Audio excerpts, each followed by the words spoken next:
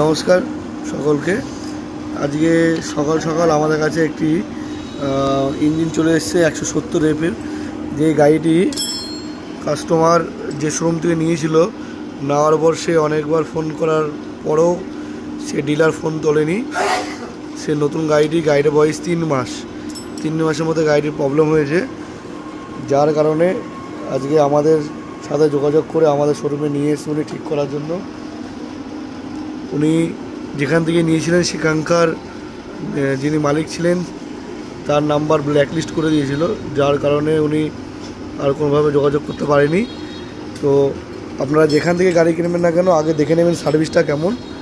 Service দেখে গাড়ি কিনবেন অবশ্যই।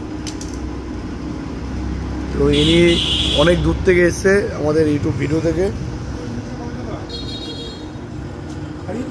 এর মতন এখানে শেষ করলাম ভিডিওটি।